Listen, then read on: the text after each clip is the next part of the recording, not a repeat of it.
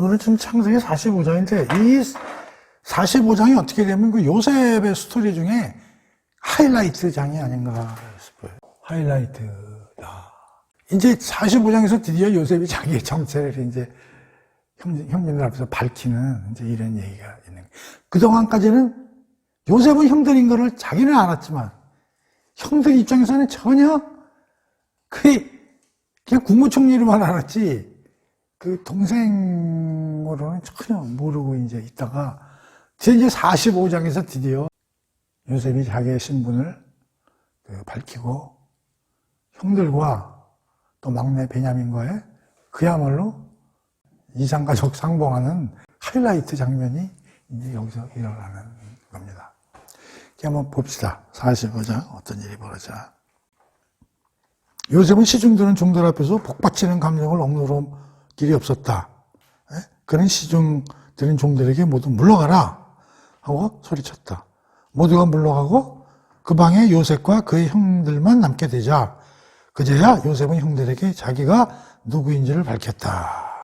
요셉은 크게 소리내어 울기 시작했다. 어찌나 큰 소리로 울었든지 밖에 있던 이집트 사람들뿐만이 아니라 파로의 궁전에도 들릴 정도였다. 자, 이게 이제 감정이 폭발한 거예요. 이제 감정이. 물론 동기는 유다형의 청원이죠. 그러니까 우리가 44장에서 유다가 이제 아버지하고 그 베냐민을 앞세워서 눈물 어린 청원을 하면서 베냐민이 다치면 안 되고 잘 돌아가야 되고 우리 아버지가 베냐민을 내줄 때는 이러이러한 어려움을 통해서 베냐민을 데리고 왔고 뭐 등등 눈물의 탄원을 하지 않습니까?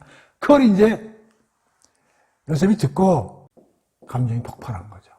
얼마나 크게 소리내어 울었던지 이게 그러니까 궁전까지 전해졌다는 거죠. 그럼 이제 여기서 이제 우리가 공부해야 될 게 도대체 요셉의 눈물은 어떤 눈물이냐. 그동안에도 벅차오른 게 몇 번 있었어요. 우리가 보면은 이게 세 번째인데 42장 24절 43장 30절 한번 봅시다. 42장 24절에 보면은 요셉은 형들이 있는 자리를 떠나 서럽게 울었고, 그러니까 형들을 만났을 때 살짝 피해서 눈물이 나왔다는 거죠. 마음을 진정하고 돌아온 요셉 이렇게 돼 있고 43장 30절에 보면 여기서도 요셉은 자기 친동생을 보자 복받쳐 오르는 감정을 누를 길이 없었다. 그래서 요셉은 자기 방에 가서 홀로 한참을 울었다. 두 번에 걸쳐서 눈물이 나오지만 그걸 감정을 어떻게 했어요? 네, 억제했죠. 근데 이때는 터진 거예요. 세 번째에서는. 그래서 이제 그 신학자들은 이 요셉의 과연 이 폭발쳐 오르는 감정은 그야말로 무슨 뭐 분노나 외로움, 그간의 무슨 복수심, 이런 거에 불타서 있는 게 아니고 뭐냐면 그 화해와 용서, 구원의 눈물이었다. 이렇게 이제 설명합니다. 이 진짜로 22년간 그 속에 쌓였던 것들이 팍 해소되면서 그 눈물이 막 절로 나오는 거. 그러니까 진짜 형들하고 진정으로 화해에 하나됨. 그러니까 용서. 이제 형들도 드디어 새 사람으로 탄생했구나. 거듭났구나. 그런 거에 대한 감사의 눈물이면서 과거의 그 어떤 서로 간에 있었던 그런 것을 다 허물어버리는 그러한 이제 폭발적인 그 감정이 와닿다는 거지. 그렇게 이제 설명을 하는 거죠. 그러면서 이제 그 궁전까지 전해졌다는 거는 도대체 뭐 그런 울음이 너무 커서 뭐 청와대까지 뭐 들렸나 막 그런 게 아니고 아마 이 총리 가족사 아니에요. 그러니까 이 가족사가 바로에까지 전달이 됐다 그런 얘기지. 그래가지고 가만히 들어보니까 요셉이 과거에 라이프 히스토리가 이런 일이 있었는데 드디어 20 몇 년 만에 형제들끼리 하나가 되고 단합되고 서로 그야말로 남북 이장가족이 부생케 하고 우는 그러한 장면이 그러한 스토리가 바로에까지 전해졌다. 이제 이런 얘기예요. 그러니까 이게 다시 말하면 이걸 화해와 복음과 구원 이게 이런 걸 한마디로 정리하면 뭘 것 같아요. 이게 신학적으로 보면 이게 복음이야, 복음. 굿뉴스. 예수님이 오심으로써 모든 죄인들이 다 죄에서 벗어나서 하나님과 하나가 되고 하나님 자녀가 됐다. 무슨 말이야? 그러니까 이 복음이 바로에게까지 전달됐다. 예, 역적으로 보면 이런, 그래서 이게 하이라이트라는 거지. 예. 이 45장이 드디어 복음이 이방 지역까지 널리 전해졌다. 그런 얘기죠. 그러니까 오늘날 좀 이렇게 해석을 해보면 교회 다니는 우리 크리스찬들도 이런 가정에서나 뭐 친구 관계에서나 직장에서나 여러 가지 그 분노도 있고 외로움도 있고 뭐 복수심도 있지만 진정으로 화해, 용서, 구원, 예수 그리스도 안에서 그런 마음들이 옆집에 친구들에게 가족 간에 다 이게 전달돼야 되는 그런 의무감을 가지고 있다는 거지. 그래서 이 45장이야말로 기근을 통해서 일어난 이 사건의 클라이막스가 된다는 거죠. 그래서 봅시다. 요셉이 형들에게 말했다. 형님들, 내가 바로 요셉입니다. 드디어 자기 신분을 밝히는 거예요. 아버님은 아직 살아 계십니까? 요셉의 형들은 어안이 벙벙한 채 놀라서, 당연하지. 지금 이게 무슨 일이 벌어졌는지도 아직도 몰라, 이 형들은. 갑자기 총리가 요셉으로 이제 돼버렸으니까 훨씬 놀랄 수밖에 없는 거죠. 그러면서 형님들 이리 좀 가까이 오셔. 야, 이게 또 기가 막힌. 이리 가까이 오세요. 가까이 오라. 여기서 많이 들어본 것 같잖아. 가까이 오라. 예수님 항상 그러잖아. 나에게 오라. 무거운 짐진 자들아, 나에게 오라. 그래서 이 45장이, 물론 요셉이 우리가 항상 공부하지만 그리스도의 예표라고 했잖아요. 요셉이 형님들 가까이 오세요. 왜냐? 그래도 총리 아니에요. 동생이지만. 그러니까 형들이 갈 수 있어요? 못 가요? 못 가요. 총리한테 어떻게 갑니까? 총리가 오라 그래야 가는 것이지. 무슨 말인지 알아요? 자, 예수님이 하느님의 아들이요. 우리가 예수님한테 접근하는 게 불가능해지. 하느님 아들한테 우리가 접근할 수가 없지. 근데 하나님은 자기를 낮추셔서 우리에게 손짓대면서 나에게 오라. 형들이 요셉에게 가까이 다가가자 요셉이 말했다. 내가 바로 아우 요셉입니다. 형님들이 이집트에 팔아당긴 그 참, 형님이 다 팔았지. 그 사람이 나야, 형님. 자, 이 소리 들었을 때 참 형들이 뭔 생각, 아유, 지금까지도 이런 생각했어요. 큰일 났구나, 이제. 우리 죽었다, 이제. 그리고 펑펑 울었지만 우는 게 분노의 울음일 수도 있잖아요. 지금 요셉은 스스로 자기가 화해와 용서의 마음을 가지고 있었지만 형들 입장에서는 저렇게 슬피 우는 거 보니까 우린 죄졌다. 그래서 이게 여기서 또 재미나는 걸 발견할 수가 있는데, 여기 이제 요셉이 있고요. 여기 형들이 있어요. 지금 요셉은 용서했어요? 안 했어요? 했어요. 형들은 아직 두려워요. 다시 말하면 요셉을 예수님으로 바꾸고 우리를 바꿔보세요. 형들을 먼저 발견한 게 누구야? 그 요셉 아니에요. 예수님이 먼저 우리를 사랑하고, 용서도 하고, 구원도 누가 하는 거야? 우리는 몰라. 형들은 몰라, 지금. 이게 지금 요셉이 마음속으로 하고 있는 거잖아요. 그러니까 눈에 보이는 게 이제 그 대접 좀 받은 거죠. 그러니까 용서를 했는지 안 했는지 지금 몰라. 여기서 다 하고 있는데. 이게 바로 예수님 하나님과 우리와의 관계라는 거지. 하나님이 나는 하나님을 몰라도 하나님은 벌써 우리를 알고, 저들이 죄인인 위해서도 사랑을 먼저 베풀고, 우리는 사랑하는지도 몰라. 일반인은 모른다 그랬잖아, 아까. 하나님이 이 세상을 일반으로 다스린다는 거 알기는 합니까? 모르지. 지가 잘나서 이 문화가, 근데 문화 발전 명령이 인간이 머리가 좋아서 지금 발전되는 줄 알고 있잖아. 다 썩어 자빠져서 문드러져야 되는데도 불구하고 하나님이 그걸 사탄의 세력부터 막아주기 때문에 이게 일어나는 걸. 그거 알질 못하지, 성경을 공부하잖아요. 그리고 당신이 다 우리를 구원까지 하시고 다 모른다는 거야. 형님들은 저를 이집트에 팔아넘긴 그 일로, 자, 여기서 드디어 뭐야? 그 팔아넘긴 일로 너무 마음 두지 말아라. 그러면서 무슨 얘기를 해요? 죄진 건 사실이잖아요. 그쵸? 죄진 건 사실이에요.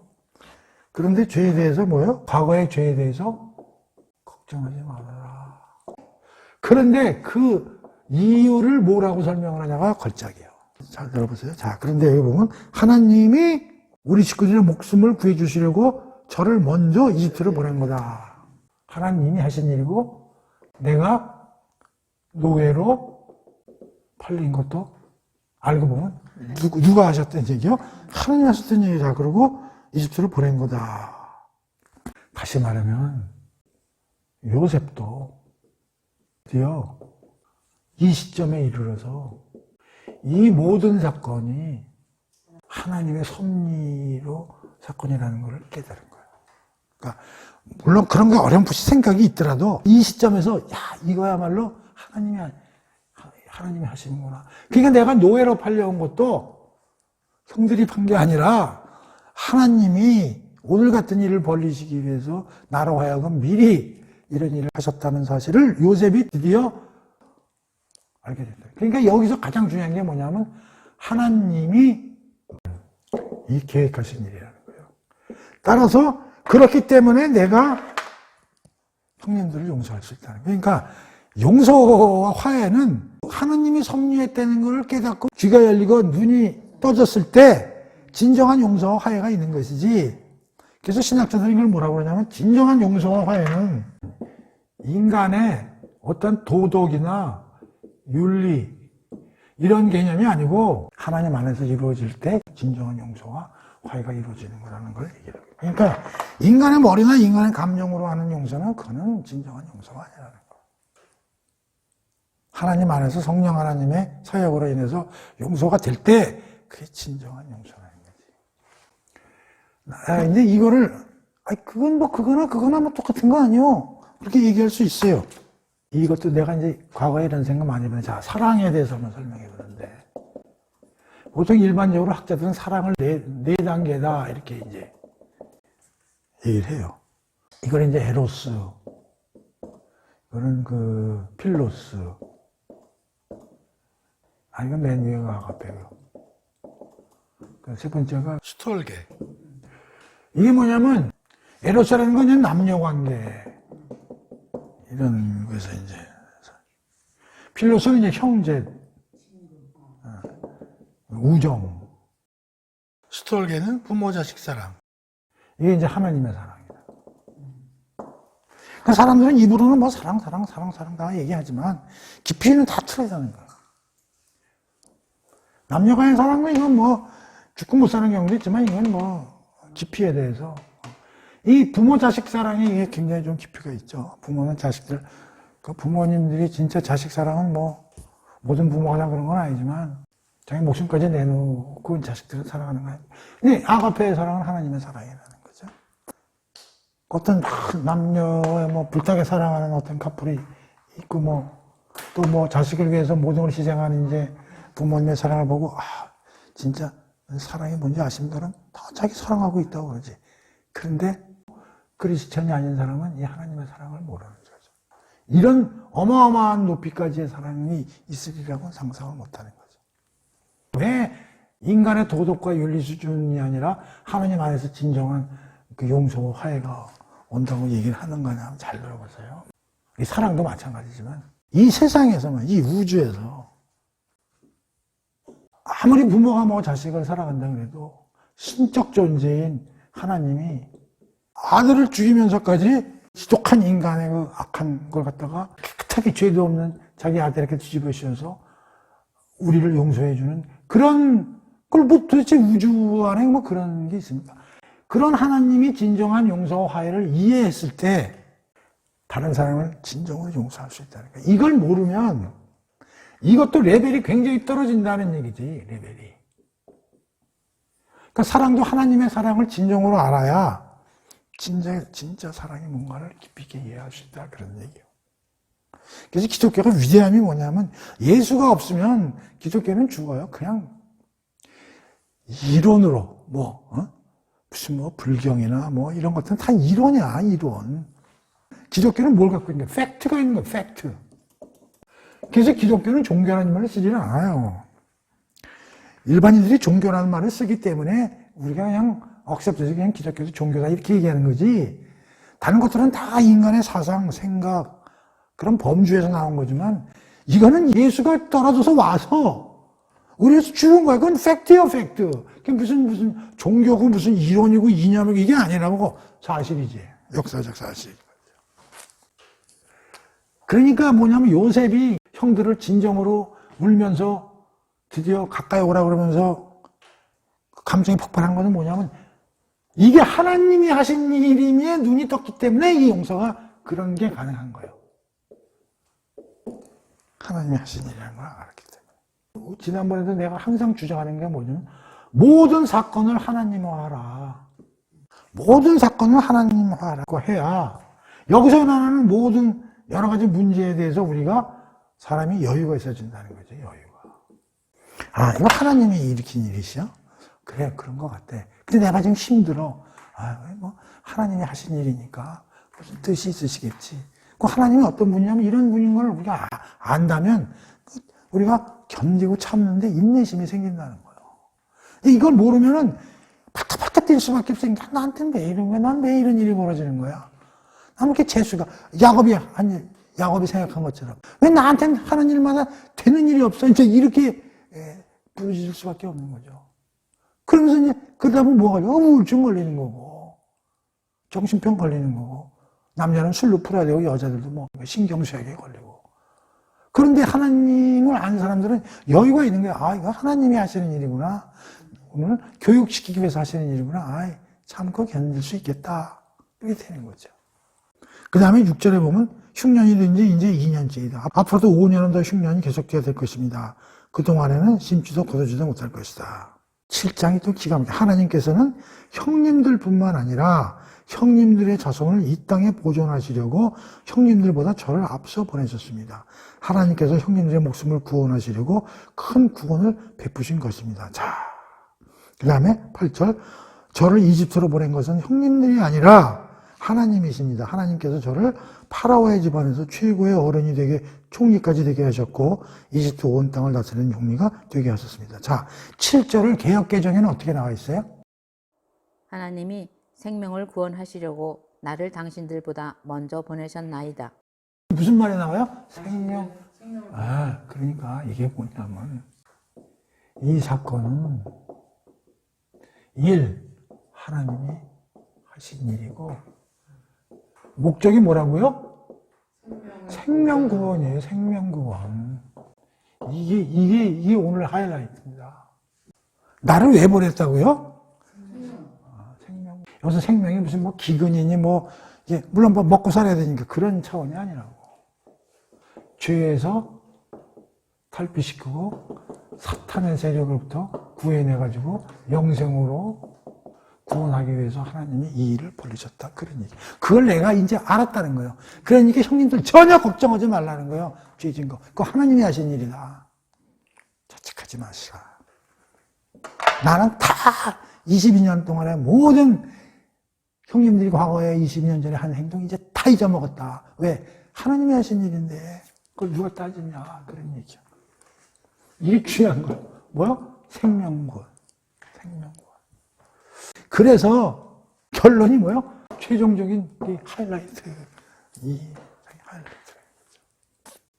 그러니까 예수가 요셉같이 어려운 환경에서 다 지탄받고 그렇게 살고 비난받고 십자가에서 죽은 게 하나님이 계획하신 일이고 뭐요? 죄 지은 형들같이 모든 인간의 원죄로부터 생명을 구원하시기 위해서 하신 일이다. 그런 얘기예요.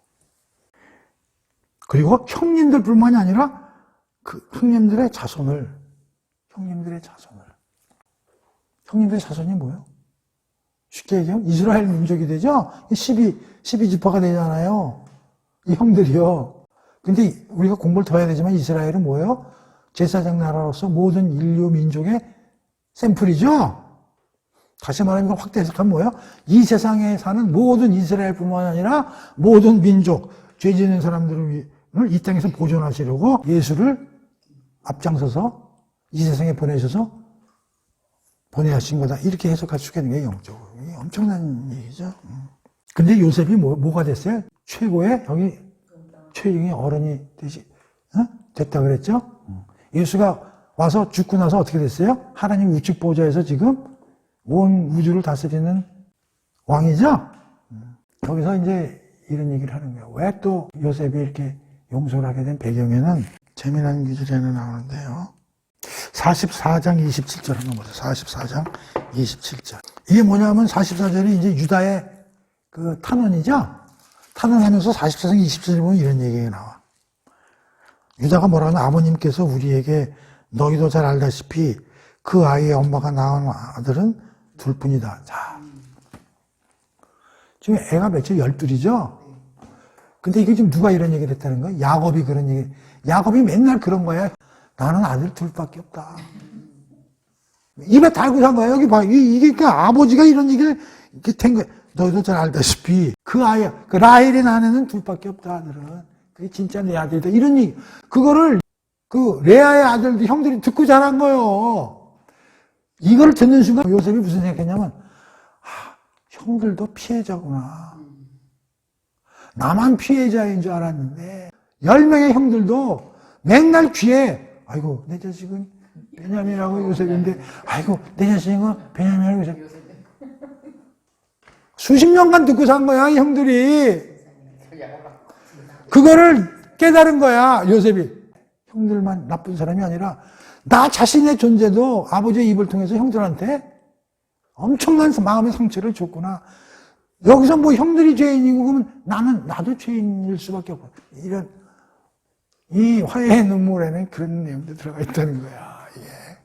그러니까 이게 뭐냐면 아무리 자기가 깨끗한 척하고 사는 사람도 잘 숙고해 보면 자기도 남한테 피해를 주는 가해자라는 거야. 우리 정치권 보면요, 요새 뭐 청문회 할 때 보면은 맨날 다른 놈을 너 애를 위해서 이렇게 했냐? 한동훈이 너 뒤집어 보면 지도 똑같은 일 하고 있잖아. 저기 뭐 나쁜 놈 수사까지 한 놈인데 보니까 지도 딸을 위해서 엄청나게 지랄발광 쳤더만.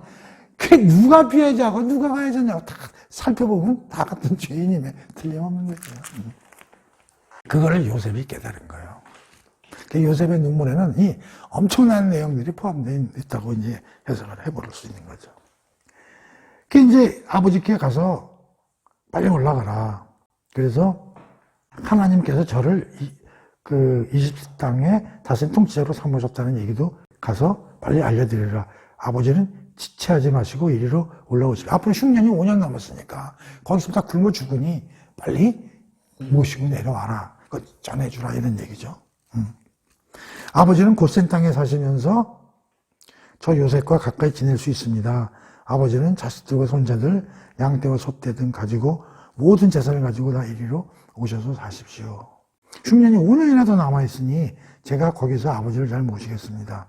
아버지뿐만 아니라 아버지가 거느리고 계시는 모든 식솔들이 굶주리는 일이 없도록 잘 살펴드리겠습니다. 꼭 이렇게 전해주십시오. 자, 근데 여기서 고센이라는 이게 지역 이름이거든요. 그 이집트 이게 아마 외곽 지역인 것 같아요. 외곽 지역. 그러니까 이집트의 수도. 학자들은 이제 이런 얘기. 그럼 왜 야곱 일행들의 그 패밀리들이 왜 고센 땅에 진을 지고 살게 하셨을까? 그게 이제 조금 더 이제 알아보겠지만은 크게 두 가지예요. 우선 기근에서 해방시키고, 두 번째는 이 가나안 지역이 알다시피 이게 악에 점점 물드는 거예요. 악에. 그러니까 계속 가나안 땅에 살면은 그 야곱 패밀리들도 계속 악의 문화에 젖을 수밖에 없기 때문에 이들을 악으로부터 어떻게 돼? 엑시트 시켜야 될 필요성을 하나님이 가지고 계신 거야. 이게 수백만 명으로 늘어나야 되는데 400여 년의 세월을 하나님이 계획하고 계시는데 계속 여기 그 가나안 땅에다 내버려 두면은 이게 안 되겠다 싶어서. 그럼 이집트는 우상 숭배가 없냐? 이집트도 그 한마디로 잡신의 그 원조거든요. 그래서 고센이라는 지역에 좀 동떨어진 데다가 야곱의 패밀리들을 하나님이 정착하게 하셨다. 이제 그런 얘기들도 많이 하는 거죠.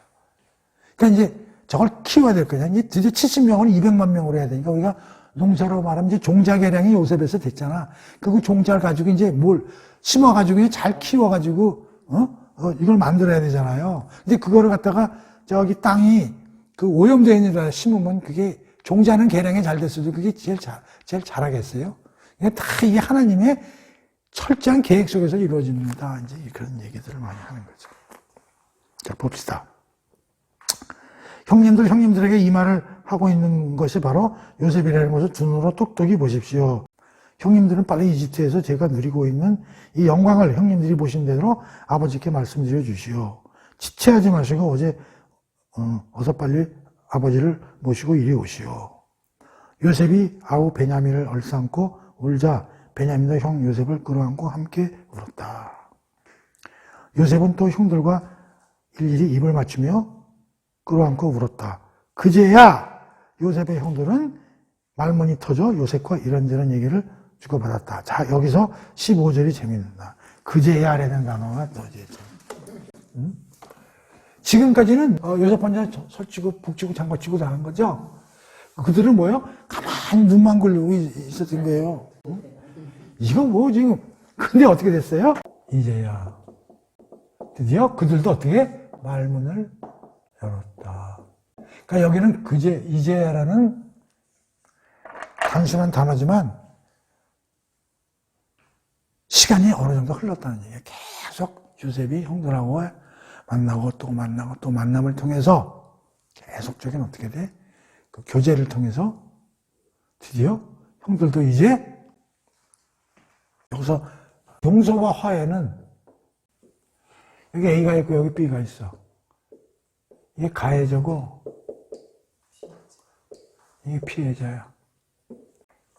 어느 일방이 용서하고 화해할 수는 있지만 그건 진정한 용서와 화해가 아니라 진정으로 가해자도 자기가 잘못한 거에 대해서 인식을 하고 피해자도 그걸 받아들일 때 드디어 형들도 불안과 초조함과 두려움을 넘어서서 자기들이 죄라는 거를 그동안에 짓눌려 있던 거에서 해방돼서 드디어 그들도 화해와 용서의 자리에 들어섰다. 그것은 어떻게 돼? 요셉의 끈질긴 교제와 만남과 대화를 통해서 드디어 이렇게 됐다. 그래서 예수님도 택자에 대해서는 계속적으로 어떻게 돼? 교제와 예언을 통해서 진정으로 우리로 말미암아 죄를 고백하고 예수 그리스도를 믿도록 유도해 나가신다. 결국 형들도 어떻게 드디어 이제 완전히 거듭나는 접어드는 거죠. 그러니까 우리도 교회 다니지만 거듭나게 사람 하나 만든다는 게 이게 보통 어려운 게 아니에요. 이게 하나님도 하셔야 되지만 하나님이 직접 하시지만 사람을 통해서 하시잖아요. 그러니까 그걸 또 전달하는 사람도 그렇고 그러니까 사람 하나 영혼을 하나 개조시키는 게 이게 어마어마하게 어려운 거야. 사실은 이게 쉬운 일이 아니라고. 이게 쉽지 않아요. 16절 요셉의 형들이 이집트에 왔다는 소식이 파라오의 궁전에 전해지자 파라오와 그의 신하들도 기뻐했다. 자, 이 스토리가 이제 궁예까지 복음이 전파되니까 그걸 받은 사람들도 이제 기뻐하고 즐거워했다는 거지. 그런 일이 있었어? 요셉 총리가 그런 가정사가 있어서 이제 들어보니까 엄청나게 뭐 형제와 요셉 사이에 반목이 있었던 것 같은데 완전히 둘이서 엉엉 울고 껴안고 뭐 난리법석 지금 뭐 화해를 했다고 이렇게 되는 거야 이제. 이거 잘된 일이네 이렇게 된 거지. 드디어 이제 파라오가 요셉에게 그대의 형제들에게 이르시오.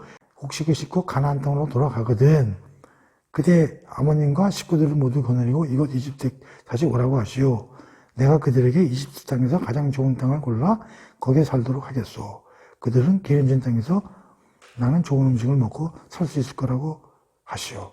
자, 드디어 요셉도 초청을 했지만 파라오도 정중하게 그 가족들을 초청하는 이제 일이 벌어지는 거예요. 또 그들에게 이렇게 하라고 전하시오. 여기 이집트 땅에서 마차를 여러 대 가지고 가서 그대 형제들의 자식들과 부인들과 그대의 아버지를 그 마차에 태우라고 하시오. 지금 뭐야? 마차까지 보내겠다는 거 아니에요? 그러면 이 당시에 마차면은 지금으로 말하면 뭐야? 전세 비행기 보내겠다는 거요. 에? 그거 타고 오시라고 말이지. 이집트 땅에는 갖가지 좋은 것들이 모두 그들의 것이 될 테니 가나안 땅에서 쓰던 살림살이를 아까워하지 말고 그냥 버리고 그리고 거기에 무슨 뭐 가구 같은 거 다 버리고 와라. 그거 다 우리가 다 훌케 해주겠다. 이제 그런 얘기야. 예수님이 그런 것 같아. 야, 즉시 나를 따르라. 모두 버리고 나를 따르라. 이게 똑같은 얘기야 이게. 그거 시원찮은 것도 다 버려. 그럼 뭐가 대단한 거라고 손에 꽉 쥐고 살아. 그런 얘기죠. 이스라엘 아들들은 파로의 말을 그대로 따랐다. 요셉은 파라오의 명령에 따라 형들에게 마차를 내주고 여행길에 먹을 양식을 내주었다. 요셉은 모두 형들에게 새 옷을 한 벌씩 주었다. 특히 아우 베냐민에게는 은화 300세겔과 새 옷 5벌을. 이 요셉도 좀 문제가 있어. 베냐민을 너무 귀여워. 요셉은 아버지 야곱에게 전해줄 선물도 형들에게 주었다. 요셉은 나귀 10필에다 이집트에서 나는 가장 좋은 물품들을 씻게 하고 또 다른 나귀 10필에도 아버지가 이집트로 오는 동안에 필요한 곡식밥과 고기를 가득 싣게 했다. 요셉은 형들을 보내면서 당부했다. 형님들 가시는 길에 서로 다투지 마십시오. 자, 여기 또 희한한 부탁을 하나 해요. 다투지 말라. 화해한 지 얼마 안 됐는데 다투지 말라는 얘기 왜? 이게 아마 이제 가면 이제 아버지한테 이제 모든 상황을 얘기를 하고 전 가족이 이제 넘어와야 되는데, 근데 그러면 무슨 얘기를 해야 돼, 야곱한테? 자기들과 요셉 사이에 22년 전에 일어났던 일을 얘기해야 되잖아요. 지금 야곱은 모르잖아요. 그냥 객사한 줄 알잖아요. 그러면 야곱이 가만히 있겠어요? 일을 저질렀는 놈이 누구야? 너야? 너는 그때 뭐 했어? 르우벤, 시몬. 그걸 미리 요셉이 한 거야. 그러니까 어차피 아버지 앞에서 모든 일들을 고백해야 되는데, 거기서 네가 잘나니 내가 잘나니 네 죄가 많으니 네 다투지 말라는 거예요. 참 요셉이 철저하게 준비하는 거예요. 이게 왜 모두가 다 죄인이고 가해자인데 뭐 빌어먹을. 형들도 아버지 말에 얼마나 상처를 많이 가슴에 받았겠냐고, 다 이해하는 마당에 뭐 형아 다투지 말라. 교회 안에서 얼마나 싸웁니까? A 권사, B 권사, 뭐 A 장로, B 장로 뭐 하고 5만 분파에다가 뭐 난리법석 아니에요.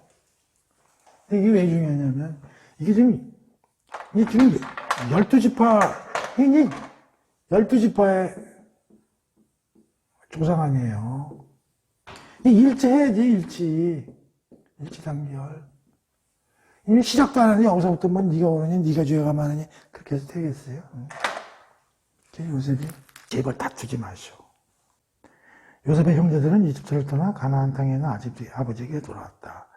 그때는 아버지 야곱에게 말했다. 요셉이 살아있어요. 요셉이 이집트의 온 땅에 총리가 되었다니까요.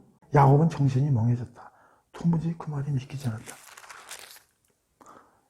야곱은 요셉이 자기 형들에게 했다는 말들을 모두 전해 듣고 또 요셉이 자기를 태워오라고 형들한 편에 보낼 마차도 보았다.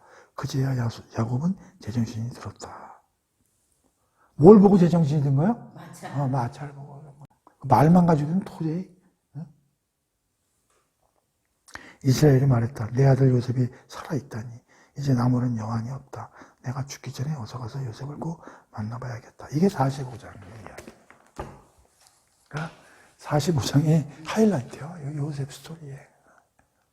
드디어 요셉이 이게 하나님이 하신 일임을 깨닫고 그 목적은 생명의 구원을 하기 위해서 하신 일이다 라는 걸 깨닫고 나서 모든 화해와 용서를 형들과 하게 됐다는 거지.